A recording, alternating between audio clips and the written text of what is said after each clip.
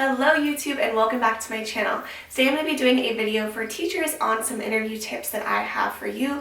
It is May currently and this is about the time of the year when people are interviewing for different jobs and trying to get or lock down a job for next school year. So my nose is kind of stuffy today, so I do apologize if I sound kind of nasally, but bear with me. So if you're interested in my interview tips, just keep watching.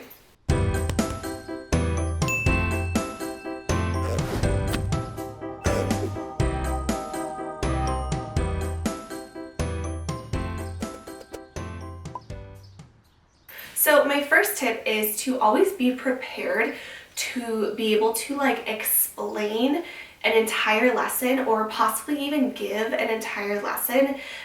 Just have a lesson in mind that is something that you would be proud of telling about.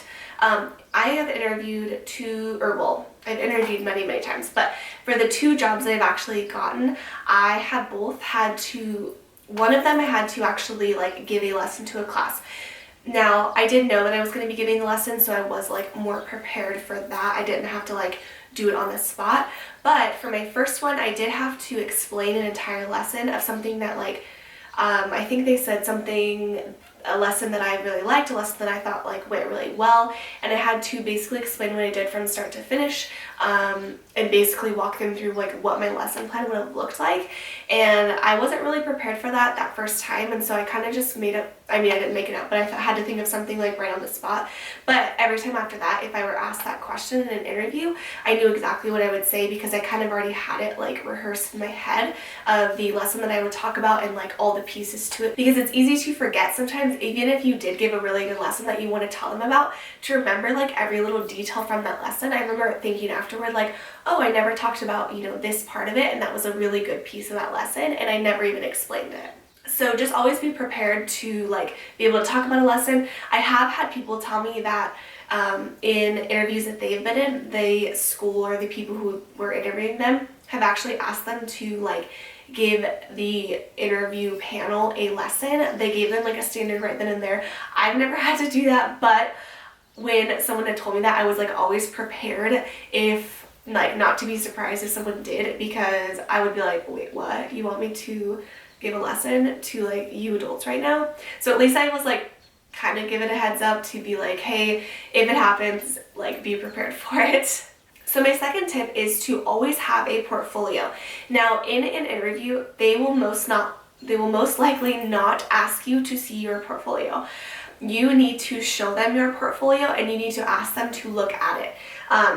The biggest thing I can say is to be confident with it and just say I want you to look at my portfolio. It's something I'm very proud of and I think it displays me as a teacher very well, and tell them you want them to look at it. They will probably never say no. I don't want to say they will never say no, but I don't think that they'll ever be no, we don't want to look at it. But they will also most likely never ask to look at it. In any interview that I have been in, they have never asked to look at my portfolio. I have always had to ask them to look at it.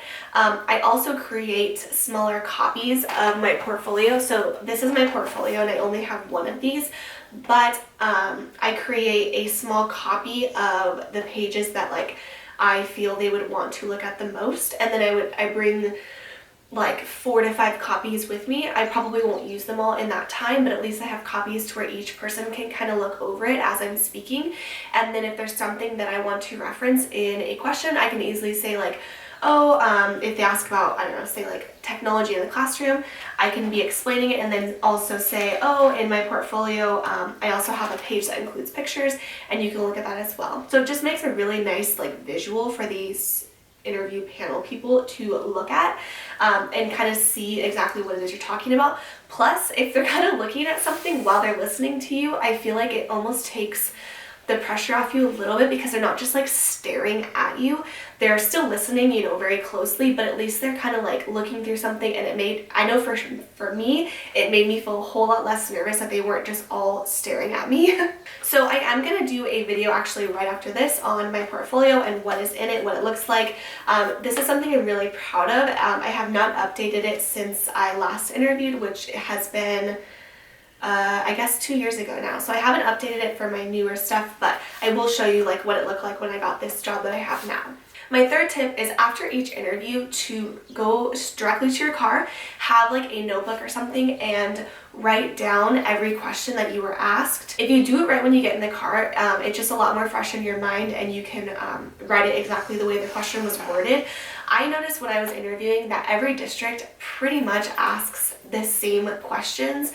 They may reword them a little bit, but for the most part, they're all asking the exact same questions. So if you can continually like write down which questions you're being asked so that you are prepared for those questions when you go to interview somewhere else, I think it helps a lot. That was a tip that someone had given to me.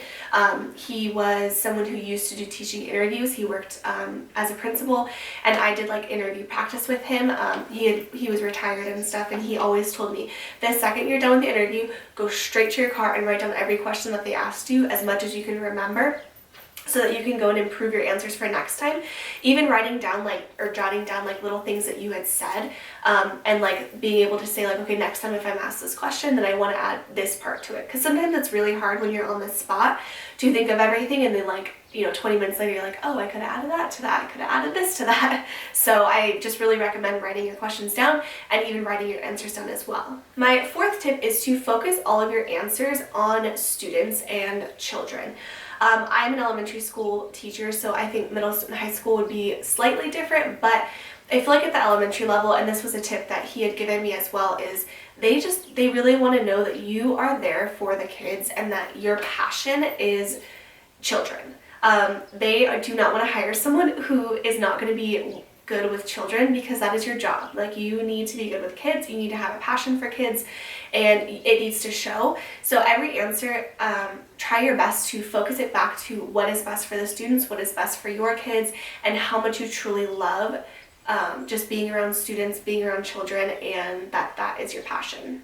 I feel like if you go into a teaching interview trying to keep it like super professional to the point where you're almost like business-like, yes, you need to be professional, but at the same time, they need to know that you can just be a teacher in a classroom. Like, you're not going to be around adults all day, and so sometimes I think it's hard because being good in an interview doesn't necessarily mean that you're good with kids.